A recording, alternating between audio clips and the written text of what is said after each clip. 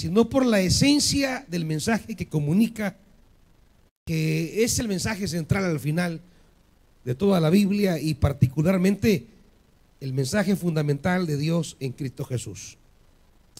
Vamos a iniciar, vamos a tomar un pasaje, vamos a tomar Jonás capítulo 1, por mí estamos bien ahí, Jonás capítulo 1.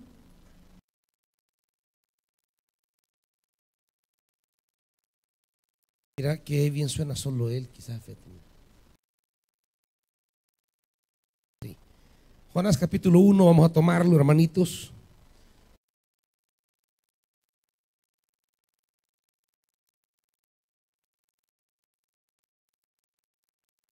Jonás 1:1 dice la Biblia: la palabra del Señor vino a Jonás, hijo de Amitai. Anda, ve a la gran ciudad de Nínive y proclama contra ella que su maldad ha llegado hasta mi presencia. Jonás fue, pero en dirección a Tarsis, para huir del Señor. Bajó a Jope, donde encontró un barco que zarpaba rumbo a Tarsis, pagó su pasaje y se embarcó con los que iban a esa ciudad, huyendo así del Señor. Pero el Señor lanzó sobre el mar un fuerte viento y se desencadenó una tormenta tan violenta que el barco amenazaba con hacerse pedazos. Capítulo 3. La palabra del Señor vino a Jonás por segunda vez. Anda, ve a la gran ciudad de Nínive y proclámale el mensaje que te voy a dar. Jonás se fue hacia Nínive conforme al mandato del Señor. Ahora bien, Nínive era una ciudad grande y de mucha importancia. Jonás se fue internando en la ciudad y la recorrió todo un día mientras proclamaba: dentro de 40 días Nínive será destruida. Y los ninivitas le creyeron a Dios, proclamaron ayuno y desde el mayor hasta el menor se vistieron de luto en señal de arrepentimiento. Cuando el rey de Nínive se enteró del mensaje, se levantó de su trono, se quitó su manto real, hizo duelo y se cubrió de ceniza. Luego mandó que se pregonara en Nínive por decreto del rey y de su corte: ninguna persona o animal, ni ganado lanar o vacuno, probará alimento alguno, ni tampoco pastará ni beberá agua. Al contrario, el rey ordena que toda persona, junto con sus animales, haga duelo y clame a Dios con todas sus fuerzas. Ordena asimismo que cada uno se convierta de su mal camino y de sus hechos violentos. ¿Quién sabe? Tal vez Dios cambie de parecer y aplaque el ardor de su ira y no perezcamos. Padre, queremos que esta palabra de Jonás pueda hablar a nuestra vida y moldear nuestro ministerio como ministerio de perdón, de esperanza, de misericordia. Te lo pedimos, Padre, en el nombre de Jesús. Amén. Ponémelo, fíjate, porque el otro, sí.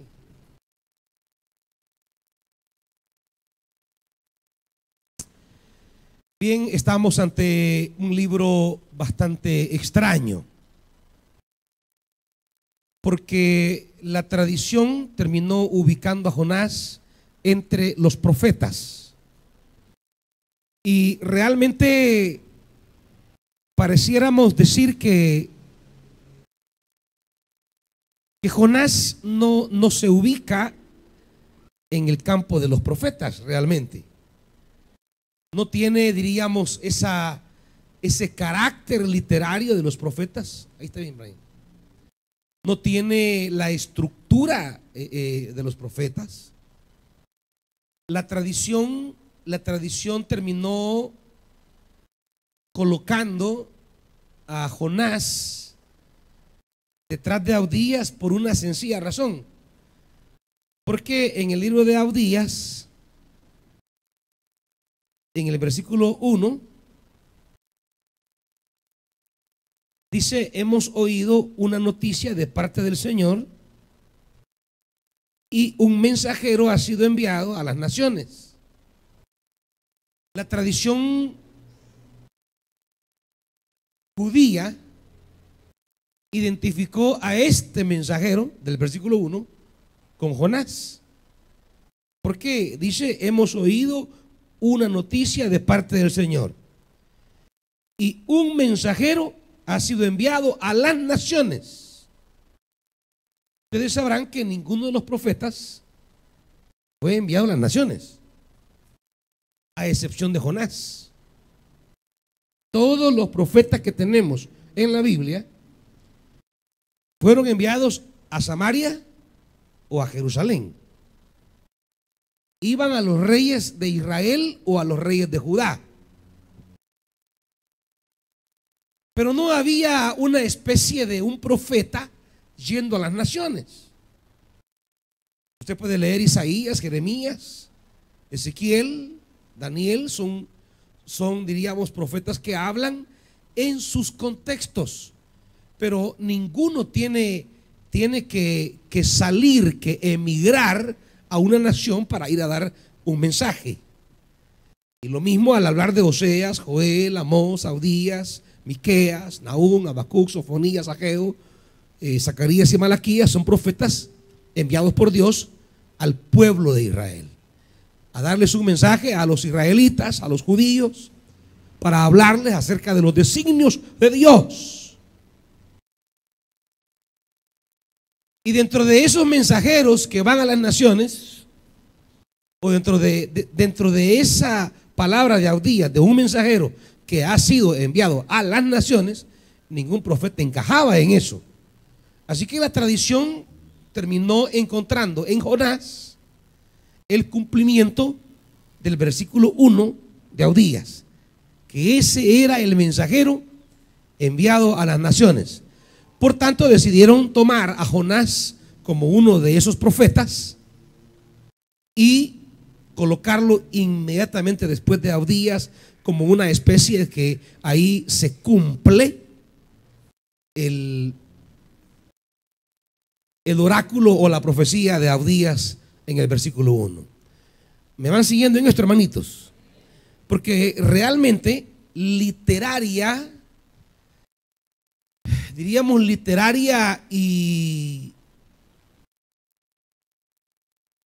de contenido, Jonás no pertenece a la estructura normal de los profetas. No tiene ese, usted no va a encontrar, diríamos, el único oráculo, digamos, el único mensaje que hay en todo Jonás es la del 3:4. Ese es el único mensaje que hay en Jonás. No hay más. Jonás no dice nada más. Como parte de su ministerio, no habla nada más que lo que dice el 3:4. ¿Qué es lo que dice? Dentro de 40 días, ese es todo el mensaje de Jonás. No tiene más nada. Digo, el mensaje hablado que le toca vivir en su experiencia misionera. No tiene más nada. No hay un oráculo de juicio, de esperanza. No hay un mensaje de exhortación, de llamado. No hay nada. El mensaje del libro, por eso es que no es tanto un profeta. Porque en los profetas, en los libros proféticos normales, llamémosle, el mensaje está en los libros proféticos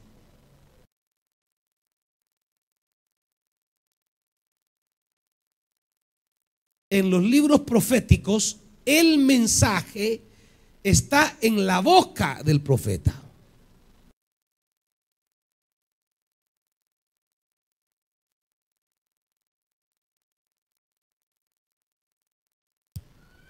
Si usted recuerda los libros proféticos que hemos venido estudiando, diríamos que la esencia está en los oráculos, que ahí se le llaman a esos mensajes, los oráculos, las revelaciones, el mensaje. Los libros proféticos, diríamos, son recopilación de las palabras recibidas por los profetas. Los libros proféticos en su estructura básica es la reunión, es el conjunto de oráculos proféticos revelados por Dios al profeta. ¿Me van siguiendo, hermanos? Si no, en cualquier momento levante la mano y pregunte. No prolongue esto. No hay espacio para preguntas en la clase. Toda la clase es el espacio para preguntas. Pregunte en cualquier momento. Hermano Ponce.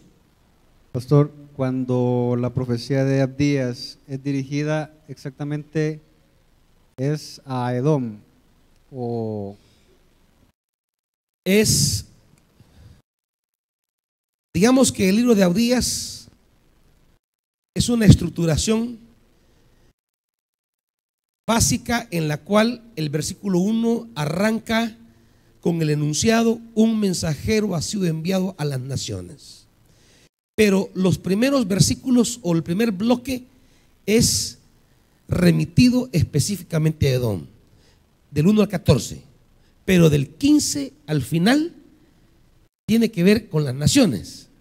Es decir, arranca diciendo un mensajero para las naciones, versículo 1, pero luego del 2 al 14 en Abdías se habla específicamente, dentro de esas naciones se habla de Edom como un destinatario específico de esas naciones, pero luego retoma el versículo 15, la temática del versículo 1, para hablar de todas las naciones y de cómo Dios presentará batalla a esas naciones.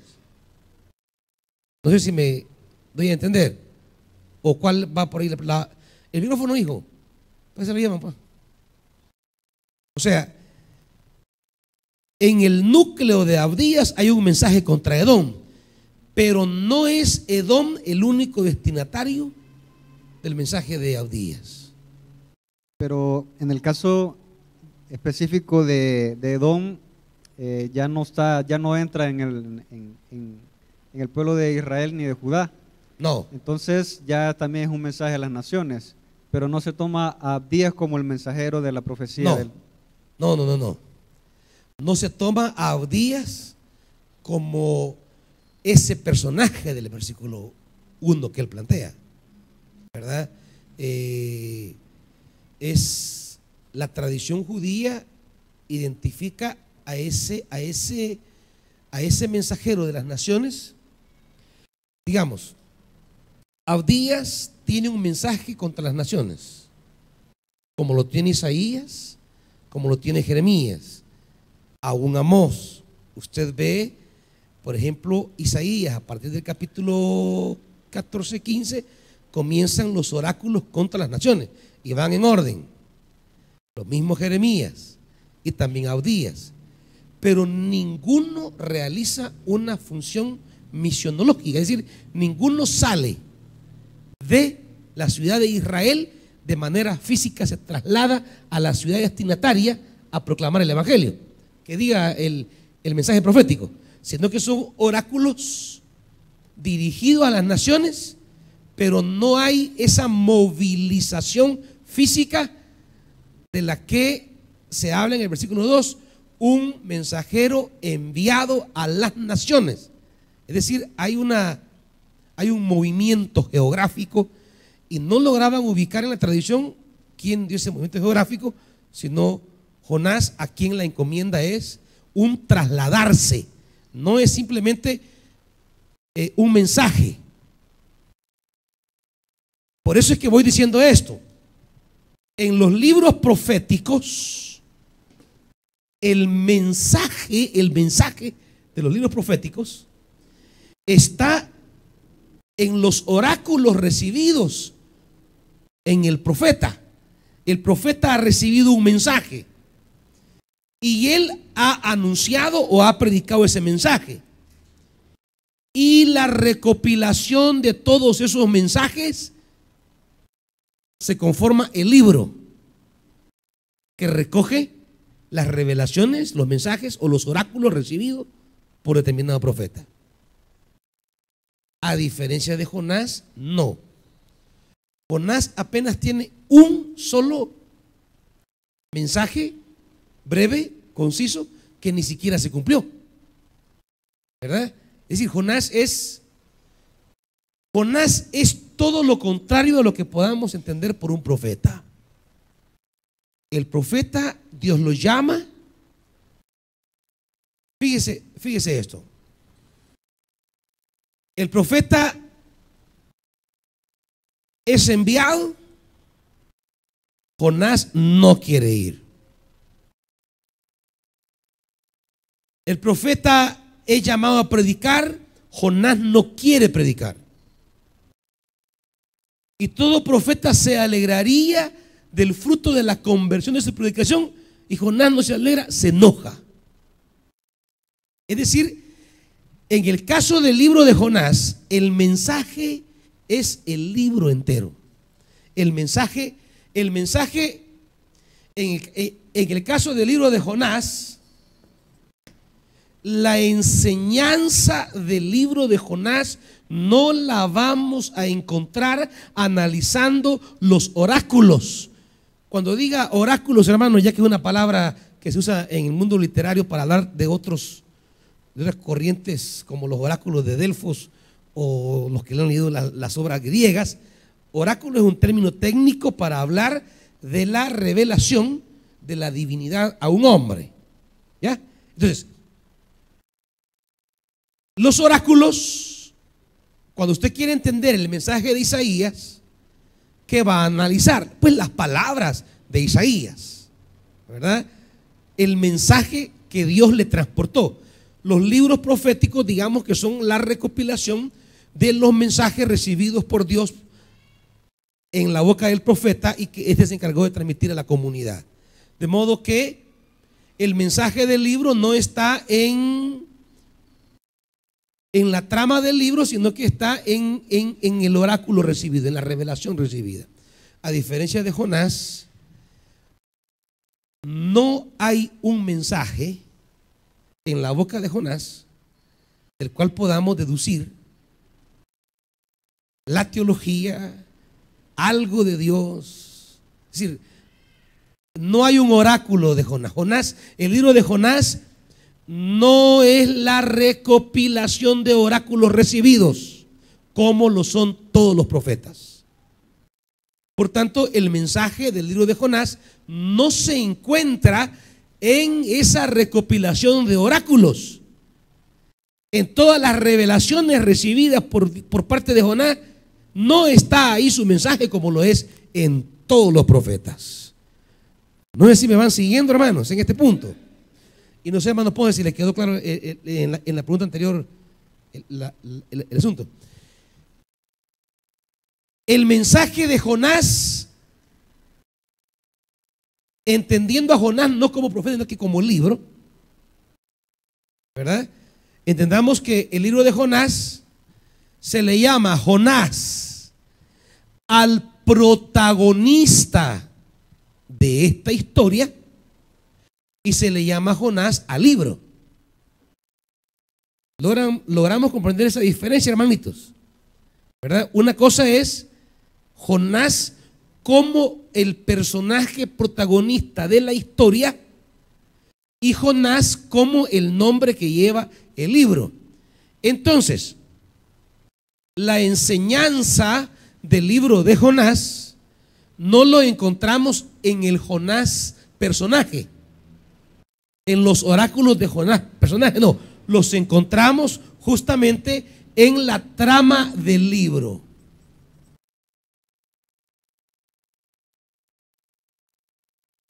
En la narrativa del libro. las enseñanzas del libro de Jonás no se desprenden entonces del contenido predicado por Jonás, sino de los elementos, diríamos, como arquitectónicos que van armando el libro. La verdad de Jonás va a estar en la historia en sí, en el relato, y no tanto en el contenido de un mensaje, porque no lo tenemos en el libro. Por eso es que en un sentido, literariamente hablando en términos estrictos, Jonás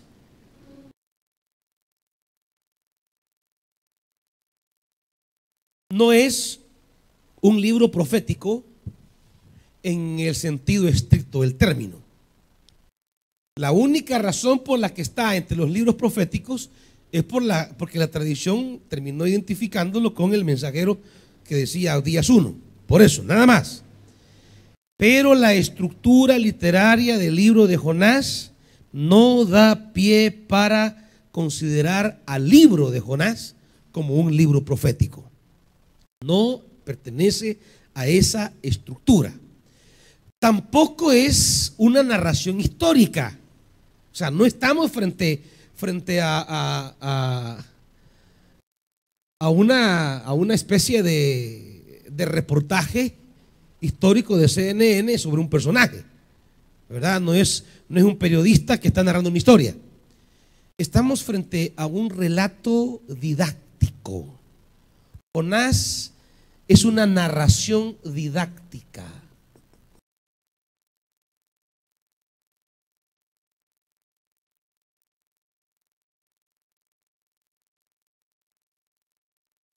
Estoy hablando del género, hermana.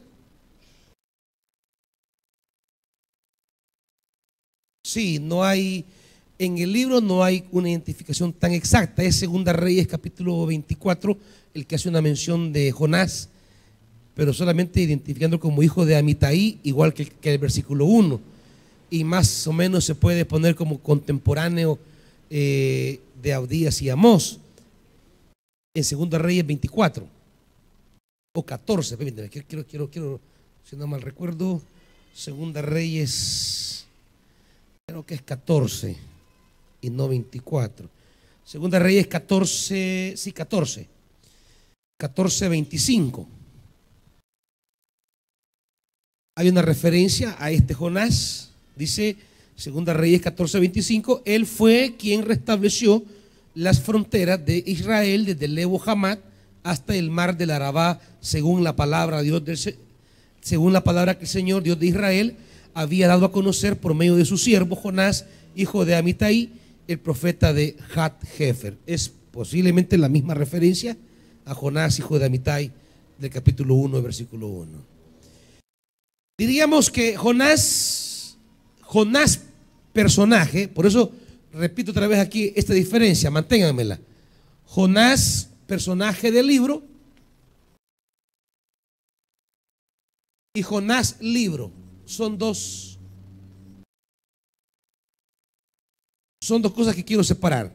Jonás, el nombre del personaje de esta narrativa, y Jonás como el libro completo. No puedo quizá dudar que el personaje sea profeta, pero lo que estamos planteando es que el libro no es un libro profético, es más bien una narrativa didáctica. Estoy hablando del género literario. La Biblia fue inspirada por Dios, y en la configuración de esa palabra inspirada, Dios usó diferentes géneros literarios para transmitir su verdad. La verdad de la Biblia pasa por los géneros, y los géneros son diversos. Ningún género, por simbólico o irreal que sea, cuestiona o duda la autenticidad de la palabra revelada. Son dos cosas que no se deben de confundir jamás. Es como la gente que piensa que que si Mateo, el Leví, el cobrador de impuestos, no es el que de verdad escribió el evangelio que se le llama Mateo, pensamos que solo por eso ya no es palabra de Dios. Porque ustedes saben que la mayoría de los libros son anónimos. No se sabe con certeza quién los escribió. No tenemos certeza de quién escribió el libro que llamamos Mateo, Marcos, Lucas, Juan. No lo sabemos. Los nombres con los que se conocen esos libros son nombres atribuidos por la tradición. Fue la tradición de la iglesia la que con el paso del tiempo los identificó esos libros con un apóstol.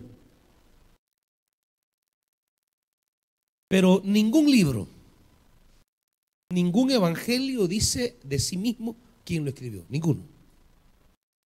Mateo no dice que lo escribió Mateo. Marcos no dice que lo escribió Marcos. Lucas no dice que lo escribió Lucas. Juan no dice que lo escribió Juan.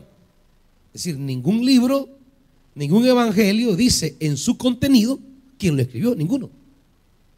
Los nombres con los cuales se conocen son nombres atribuidos posteriormente por la tradición. Por la tradición, no por el texto. Los nombres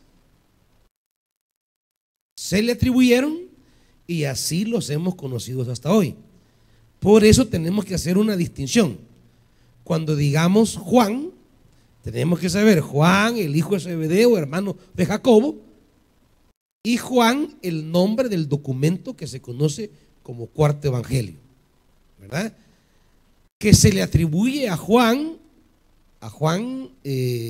hijo de Zebedeo, pero se lo atribuye la tradición. Jamás el texto dice en alguno de sus versículos que Juan, hijo de Zebedeo, sea el autor. Así pasa con todos los libros. Por eso hago esta aclaración. Vamos a hablar de Jonás como el nombre propio del personaje que aparece en la trama de la historia y Jonás como el nombre completo del libro. Preguntas hasta aquí, hermanitos. Hermano Oscar, hermano, si lo que voy hablando le genera una pregunta, levante la mano con confianza. Aquí ninguna pregunta va a caer mal, sino va a contribuir a aclarecer las cosas. Hermano Oscar. Sí, en relación a Jonás, usted mencionaba que el libro prácticamente no se puede tomar como profético. Yo no sé como si profético. Sí. Aunque Jonás como personaje puede considerarse profeta. De acuerdo. Yo siempre he tenido la enseñanza de que un profeta no es un adivino del futuro. Sí. Ni no es alguien que solo vaticina de gracia, sino que es alguien que habla en nombre de Dios y que le muestra al pueblo al que es llevado a darles una palabra, el futuro que les espera si no atienden a la voz de Dios. Correcto. Lo que me llama la atención es que casi todos los profetas, como usted mencionaba, fueron enviados al pueblo de Dios. Sí.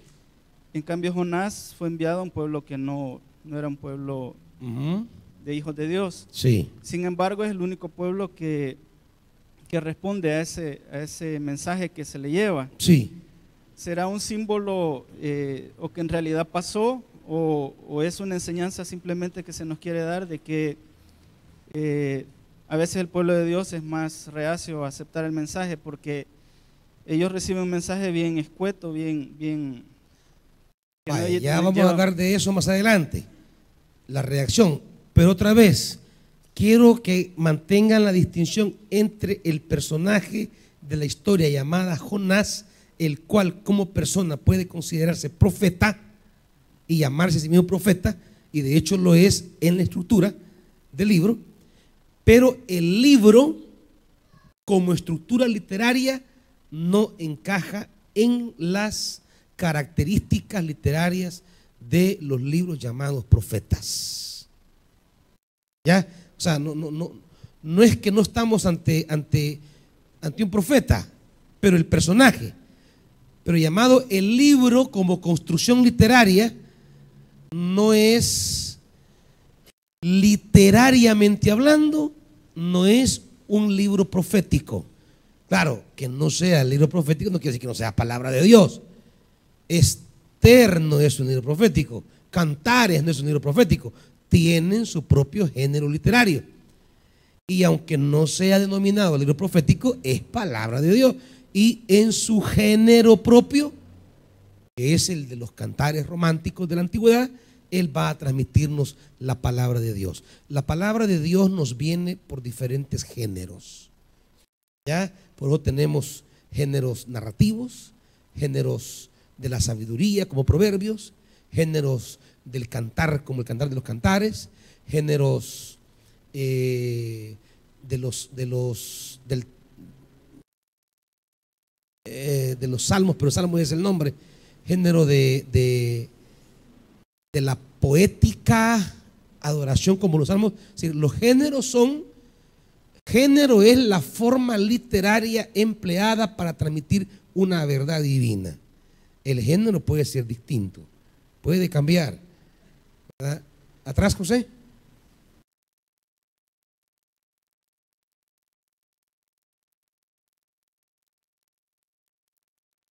En ese carácter literario, didáctico, es por esa razón, pastor, que el Evangelio de Mateo pone en Jesús como una enseñanza en Mateo 12:39, cuando él habla de la señal que se les ha dado, más que un vaticinio de un profeta, está dando una enseñanza acerca de lo que sucedió en la enseñanza de... Claro, Jesús recoge la verdad transmitida de un libro. Más que ¿Sí? como se Más ve con Isaías. que quererse referir a un dato histórico, está trayendo un dato querigmático, un dato de fe, un dato de palabra, digamos. Está recogiendo una de las enseñanzas o una de las cosas que se toman del libro de Jonás. La trae Jesús a cuenta, pero no como que Jesús está ratificando científicamente lo que le pasó a Jonás. Eso ni siquiera se concibe en el siglo I, ni en el siglo VIII antes de Cristo, ni en el siglo V. Ese tipo de interés científico de saber si las cosas pasaron como se dice, eso no pertenecía al mundo antiguo. Esa más es una mentalidad que viene de la Ilustración para acá, ¿verdad? La mentalidad racional, aquella que pretende que la verdad está en si las cosas ocurrieron tal y como lo dicen los libros, pero esa es una mentalidad que pertenece al iluminismo del siglo XVIII para acá y que nos ha marcado a nosotros como occidentales, pero esa mentalidad, eso no era parte del mundo antiguo, eso no era parte de su entendimiento del mundo, ni siquiera de la Biblia, ni de Dios, ni de todo lo que enseña la Biblia. La verdad para el mundo hebreo, la verdad no es lo que entendemos por verdad nosotros. Nosotros, por ejemplo, hoy, ¿a qué le llamamos verdad? Esta noticia es verdadera. ¿A partir de qué definimos como verdadera un reporte o una crónica en un periódico? En el apego exacto a los hechos tal como pasaron. Para nosotros eso es verdad. Pero esa no es la verdad de la Biblia.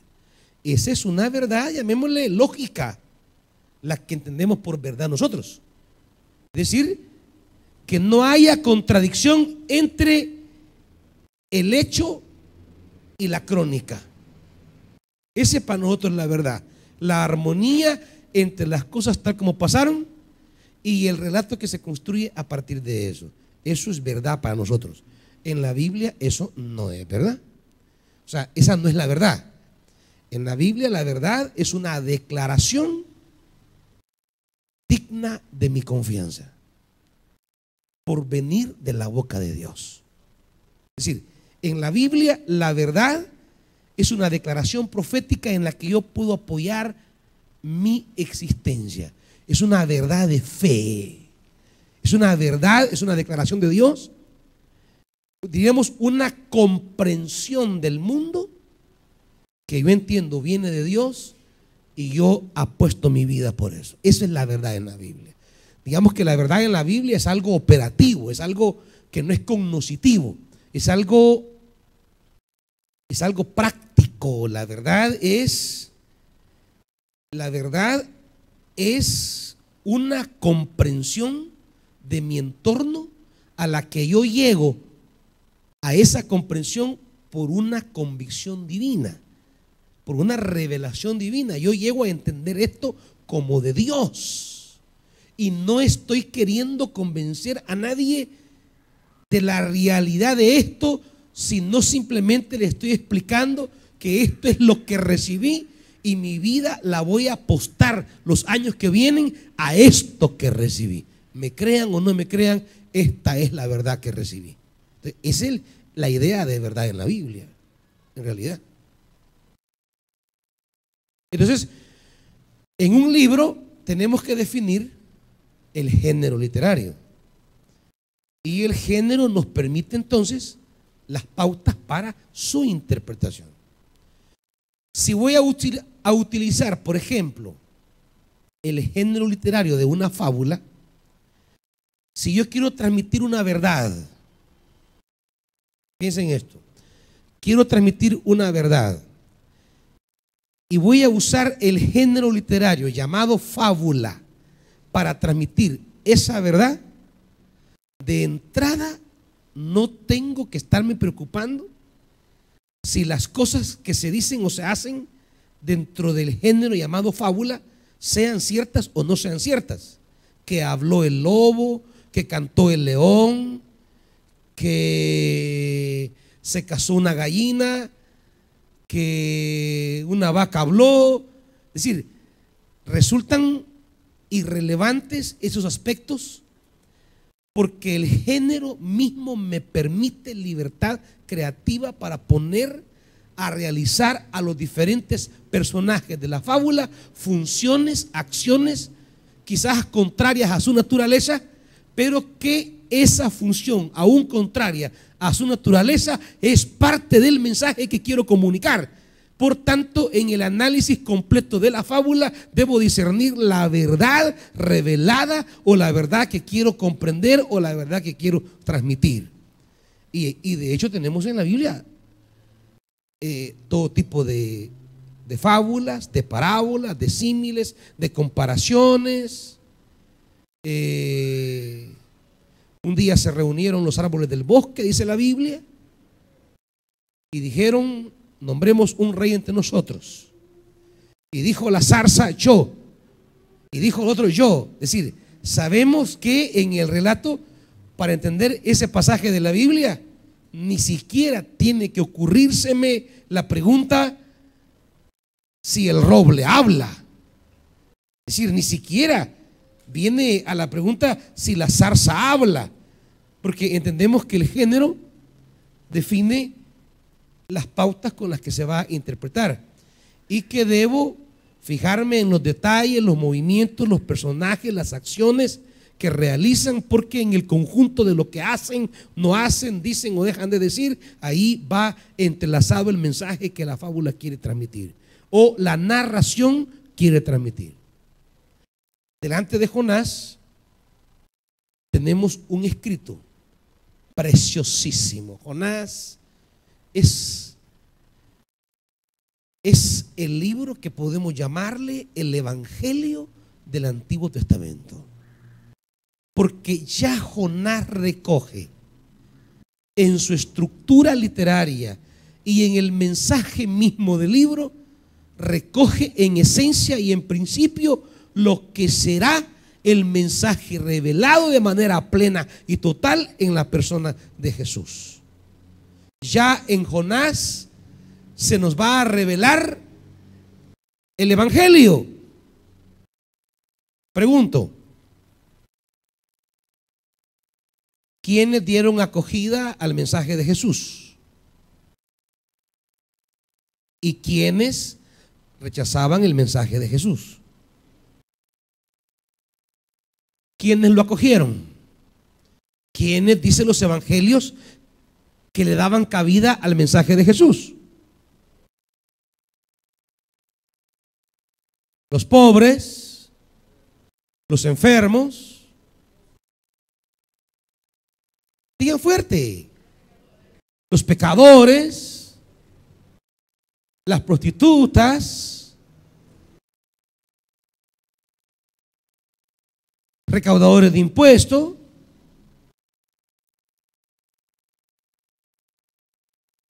sí, los leprosos, los enfermos, pero no lo digan así como, no, digan de un solo, así claro que se oiga. Los ciegos, sordos, los cojos, los endemoniados.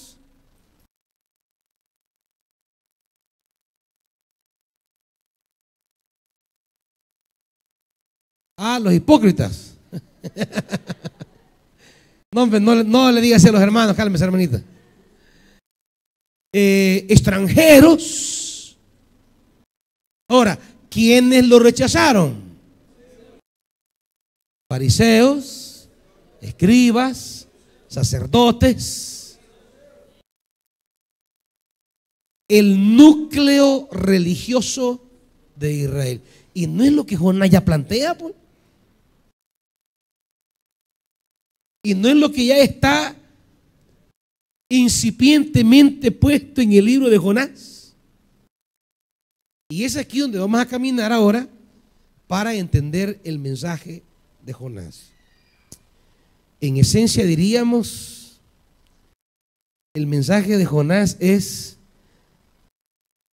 que los que creen estar salvos no lo están. Los que creen estar cerca de Dios no lo están.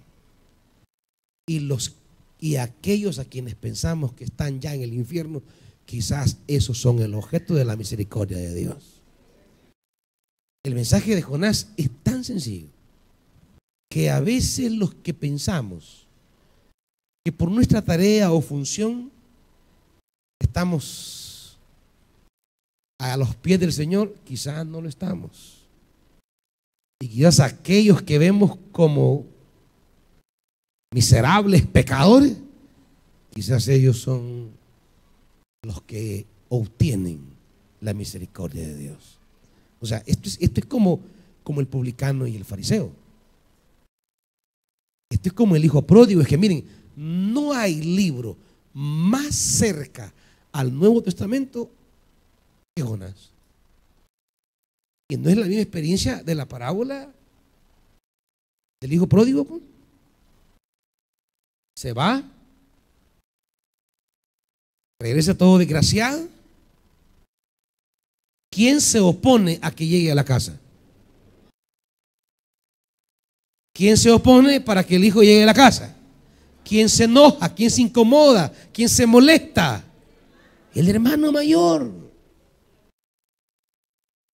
El que se creía bueno. El que nunca le había fallado al padre. El que nunca se había ido de la casa. El que había echado riata toda la vida. El que nunca había tomado un cordero. El que nunca le había causado un enojo al padre. Ese estaba tan perdido como lo estaba el hijo menor. Y al final el hijo menor entiende lo que es ser hijo. Sin embargo, el hijo mayor termina la historia y todavía no entendió qué es ser hijo. ¿Entiende? Digamos que en la parábola del hijo pródigo, la casa es la casa del padre. Hay un padre que es el que dirige la casa, es el padre de la casa. Los que viven bajo él son sus hijos, los que están en la casa. Los que están en la casa son sus hijos. Un día un hijo sale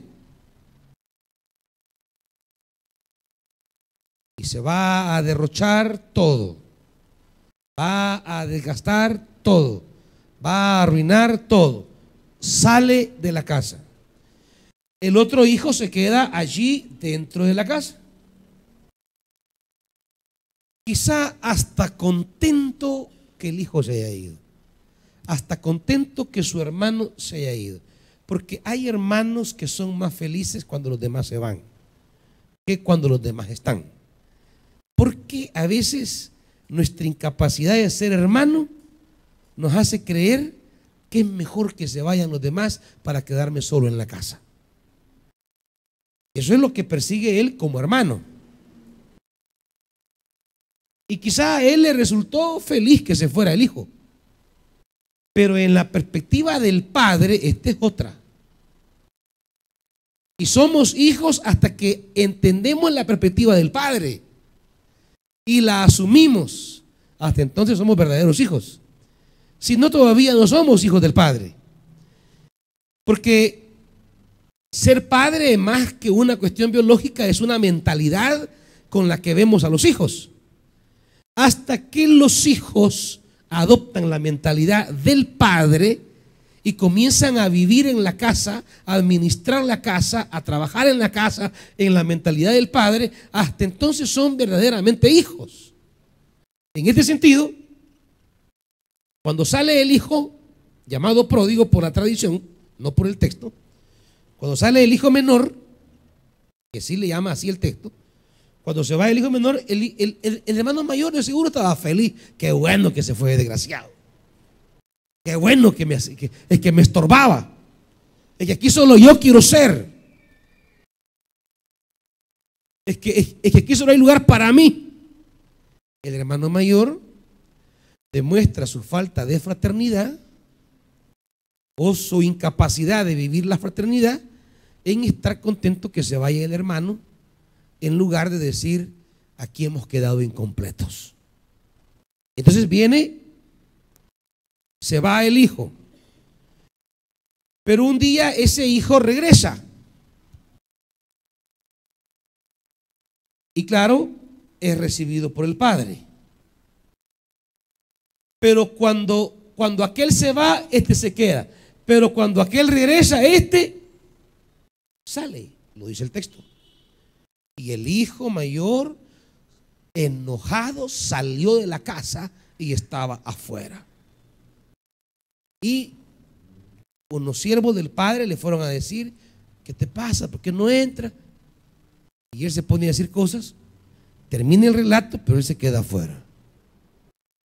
Queda fuera de la casa. Es decir, por esa incomprensión de lo que significa ser hijo y hermano, que todo el tiempo estuvo ahí, un día terminó saliendo. Que un día incomprendió lo que era ser hijo, un día salió y se disparó. Amaneció con los cables rotos y se disparó. Pero un día la realidad le hizo entender lo que significa ser hijo. Y un día regresó, convertido al Padre. Y fue hijo. Entonces, esto es en esencia lo que plantea Jonás.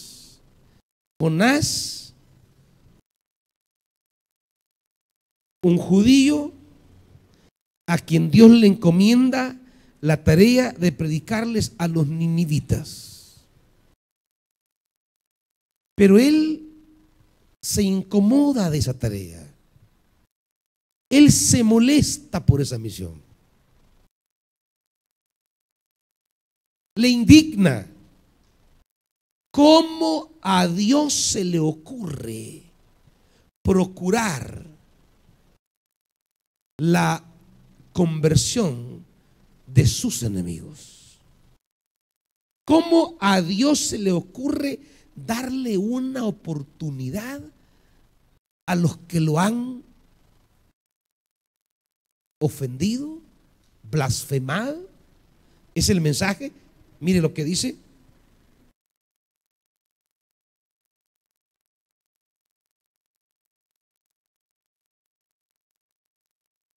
Vamos al capítulo 3 para que vea lo que pasa aquí. Versículo 2, 3:2, anda, ve a la gran ciudad de Nínive y proclámale el mensaje que te voy a dar. Jonás ya había aprendido y entonces se interna en la ciudad y de entrada la ciudad entera responde. El rey toma la iniciativa, nombra un decreto en el cual toda persona, aún con sus animales, imagínense, hasta los animales tenían que hacer ayuno y oración. ¿Quién sabe? Tal vez Dios cambie de parecer y aplaque el ardor de su ira y no perezcamos. Versículo 10. Al ver Dios lo que hicieron, es decir, que se habían convertido de su mal camino, cambió de parecer y no llevó a cabo la destrucción que les había anunciado. Y en el capítulo 4 tenemos la respuesta del mensajero ante un éxito formidable de su ministerio profético. Un éxito que cualquiera hubiera hecho un culto de acción de gracias, cualquiera hubiera dicho, qué bueno, alabado el Señor, qué palabra más tremenda, toda la ciudad se convirtió, Dios me usó, cualquiera estaría feliz. Pero viene la reacción de Jonás. Versículo 1. Pero esto disgustó mucho a Jonás y lo hizo enfurecerse. Vamos a esos términos ahora. Fíjese usted, fíjese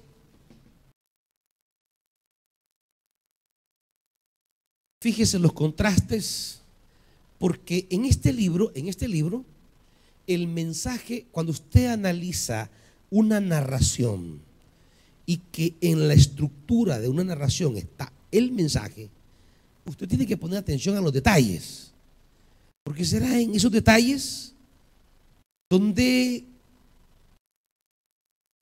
va a darse el mensaje. Algo que se lo voy a mencionar, por ejemplo, es a Jonás le tocó 3 días estar en el vientre. Quizás a Jonás hasta el 3er día le cayó la peseta que tenía que buscar a Dios. Sin embargo, a los ciudadanos, desde el primer día que predicó Jonás, desde el primer día ellos se convirtieron a Dios. Es decir, la respuesta inmediata que hubo. Pero fíjese, ¿con qué detalle termina versículos 9 y 10? ¿Con qué idea diríamos que termina el capítulo 3? 9 y 10. Si pudiéramos sintetizar 9 y 10 del 3.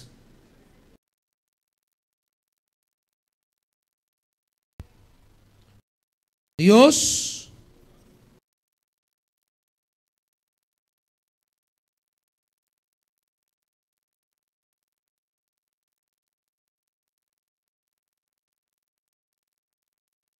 cambia de parecer. ¿Cómo estaba Dios? Enojado. El Dios enojado pasa ahora ¿a qué?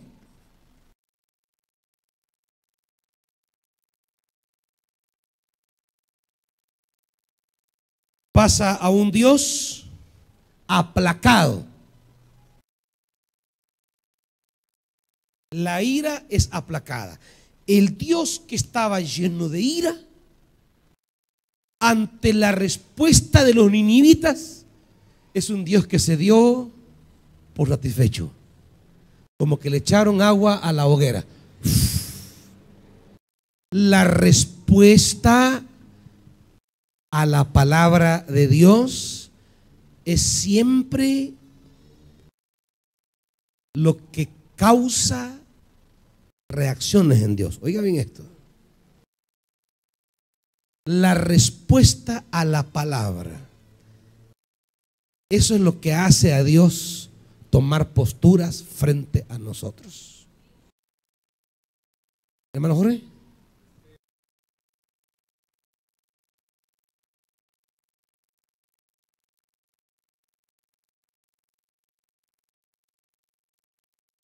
El pueblo de Nínive había atacado la región donde él vivía. Claro, es que razones para no obedecer a Dios siempre vamos a encontrar. Para un profeta el tema solamente es una cosa: obedece o no obedece, nada más. No hay, el profeta no tiene que cuestionar el envío divino. Ahora, si queremos buscar razones para no ir a Nínive, Jonás tenía las mejores razones, pero ninguna razón humana justifica la negativa de obedecer a Dios. Ninguna. El que se precie de ser siervo, el que se precie de ser enviado, no tiene justificación para no obedecer una orden del Señor. El siervo, Dios dice, Él escucha. Dios envía, Él va. Él pide, Él da. No hay nada que discutir. Sea lo que sea, pase lo que pase. Razones que justifiquen nuestra negativa, vamos a encontrar las ideales. Pero claro, todo siervo que justificando en su historia personal o ministerial, que justificando la desobediencia a la palabra, cree que eso será aceptable. No, eso va a ser declive tras declive, declive. Para un siervo solo hay una opción: obedecer y nada más. No hay más. No hay más camino. Entonces, el capítulo 3 termina de un Dios enojado a un Dios aplacado. Dios ya está contento por la respuesta de la palabra. Y de manera paradójica, el versículo 1 del capítulo 4 ya no es Dios el enojado, ya no es Dios el airado, ahora es el mensajero.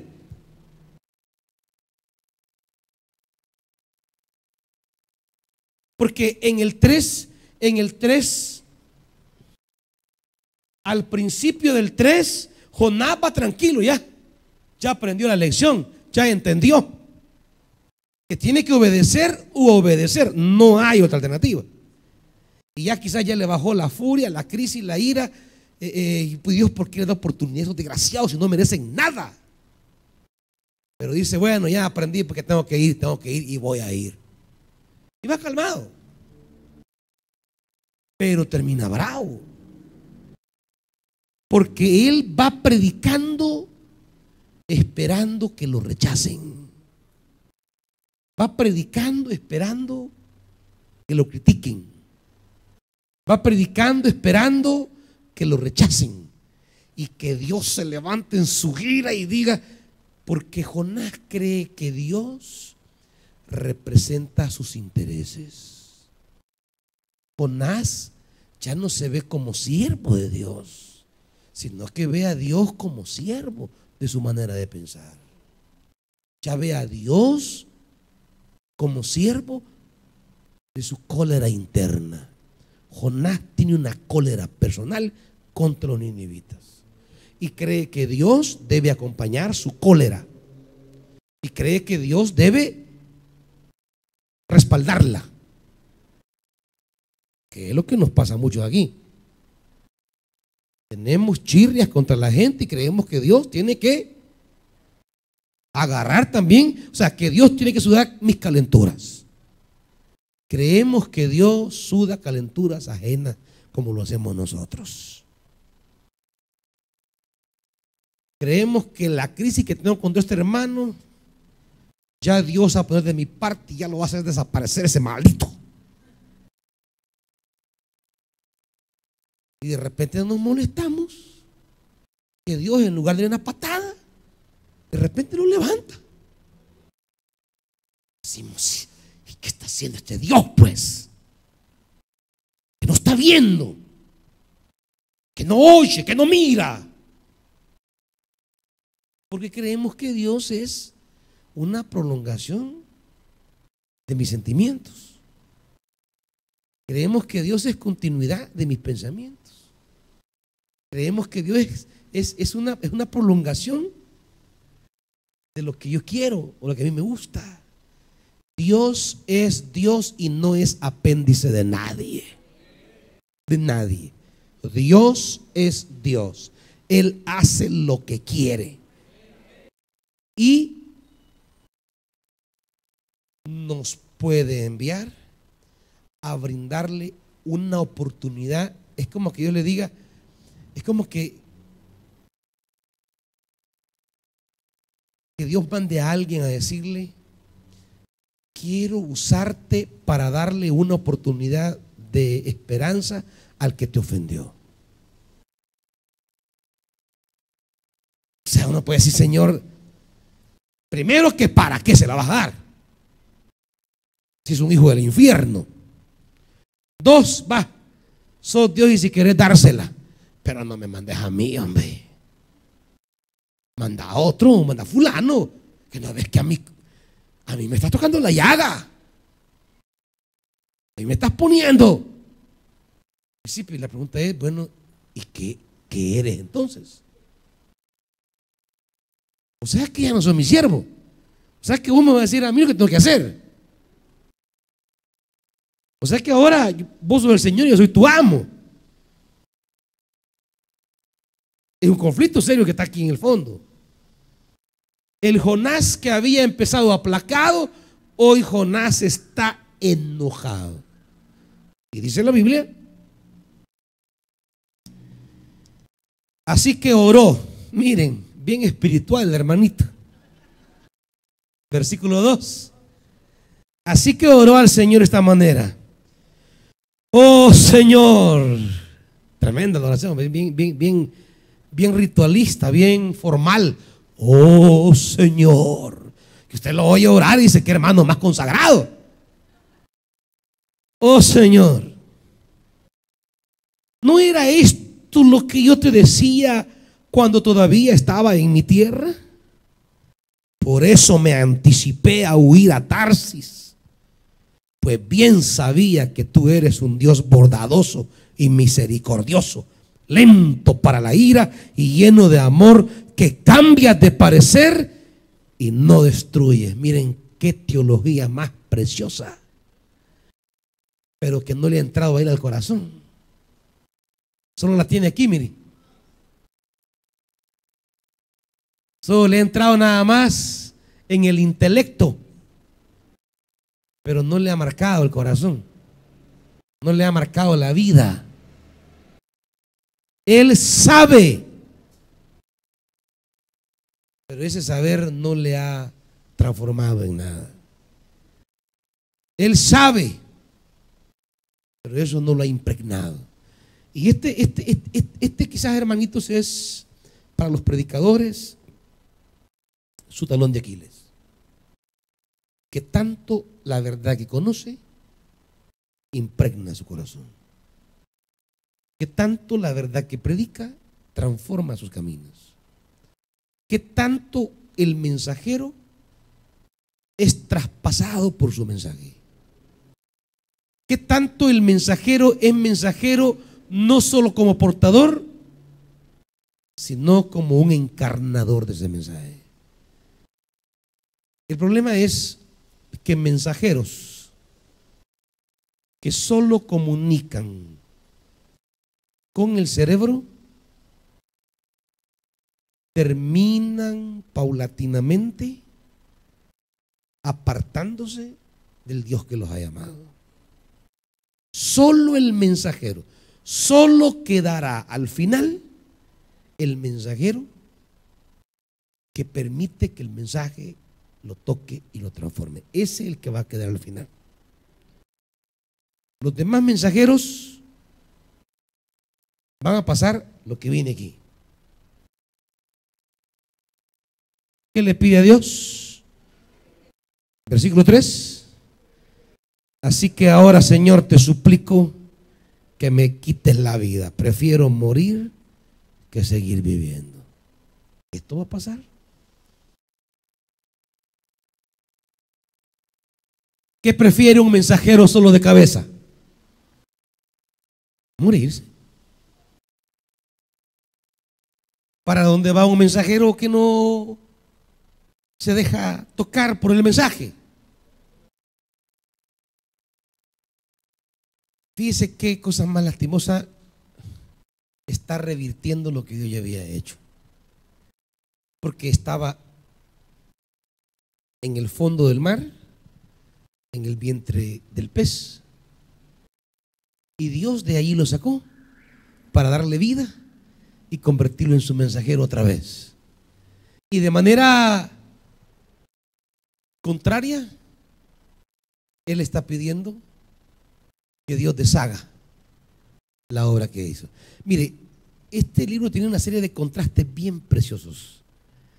Contrastes entre Dios y Jonás, entre Dios y el mensajero, que van remarcando nuestra propia vida. Un mensajero que nunca encarne el mensaje, definitivamente morirá. Es lo que pasó en el capítulo 1. No quería ir a predicar al fondo del mar. Hoy fue a predicar, pero está bravo por eso, se quiere morir. Ahora viene el 4. Dios le hace una pregunta. Jonás, ¿y tenés razón de enfurecerse tanto? Como que Dios le diga, mira, ¿y tenés un motivo para estar bravo? 5. Jonás salió y acampó al este de la ciudad. Allí hizo una enramada y se sentó bajo su sombra para ver qué iba a suceder en la ciudad. O sea, él dijo, aquí se va a armar a San Quintín. Quiero ver cuando caiga en el fuego y todo. Pero no. Para aliviarlo de su malestar, fíjese todavía Dios, con este mensajero loco, Dios, para aliviarlo de su malestar, Dios dispuso de una planta. La Reina Valera dice un enebro, ¿verdad? Una calabacera. La palabra en hebreo es complicadísima de traducir, no se tiene claro qué es.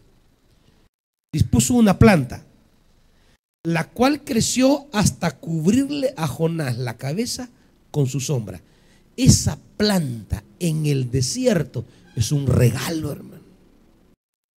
Bueno, no hablemos del desierto. Si aquí con estos solones terribles que hay ahora, usted haya un palito, por muy chiquito que sea, ahí se va a poner, ya le calmó el pega del sol.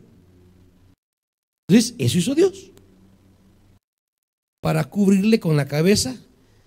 Y Jonás, ¿qué dice? Se alegró muchísimo por la planta. Tenemos al Jonás alegre porque una planta le tapó la cabeza y le preservó del candente sol. Pero al amanecer del día siguiente, o sea, amanecía otro día y Jonás decía, ya va a venir el gran sol, pero aquí tengo yo mi plantita.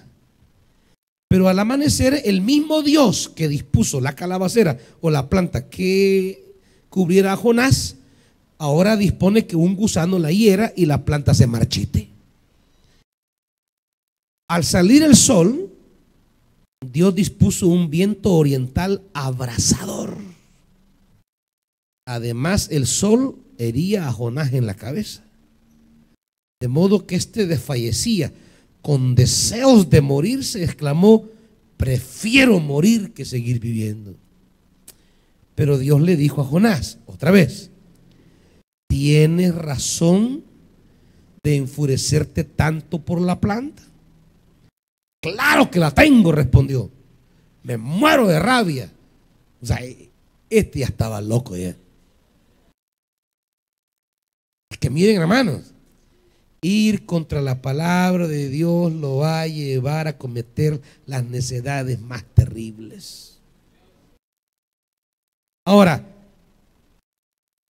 Dios termina diciendo, el Señor le dijo, tú te compadeces de una planta que, sin ningún esfuerzo de tu parte, creció en una noche y en la otra pereció. y de Nínive, una gran ciudad donde hay más de 120,000 personas que no distinguen su mano derecha de su izquierda y tanto ganado, ¿no habría yo de compadecerme? Si una planta te causó enojo porque la perdiste, ¿no me causa a mí perder 120,000 personas una incomodidad? Quizá para ustedes el hermano o la hermana no valgan nada. Quizás prefirieran que se fuera de aquí mejor. Pero claro, es por una razón, por una simple razón. Y la simple razón es que usted no vertió la sangre por él. Esa es toda la razón. Usted no derramó ni una gota de sangre por él. Por eso a usted no le cuesta. Pero al Señor, cada uno de los que están aquí les cuesta. Le cuesta. Cada uno de los que están afuera le cuesta. Quizá usted con qué facilidad despacha a quien quiera. O hace con quien sea cualquier cosa. Y le importa si se va al mundo o no se va al mundo. Claro, ¿por qué? Porque a veces somos hermanos mayores. Porque a veces somos Jonases. Y a veces nos enojamos más por lo material que por la vida humana. Nos enojamos más Jonás estaba enojado por una planta que por 120,000 personas. Nos enojamos más por la pérdida de una tontera. Es más, a veces chillamos más por cosas materiales que por personas que mueren sin Cristo Jesús. Usted no puede dejar de predicar la palabra ni escatimar ningún esfuerzo, porque aquellas personas que usted cree que no valen para usted, para Dios lo valieron todo. Y no habrá nada que Dios aprecie más de su vida, hermano, que su disposición de ser mensajero siempre de la misericordia y de la bondad de Dios. Bien, amados hermanos, llegamos hasta aquí. Pónganse de pie. ¿Qué libro veremos el martes? Miqueas. ¿Quién como mi Dios? Significa Miqueas. Pónganse de pie, hermanitos. No se vaya de este lugar sin contemplar si en algún momento de la vida de su ministerio usted se ha comportado como hermano mayor y no como hermano de verdad. Porque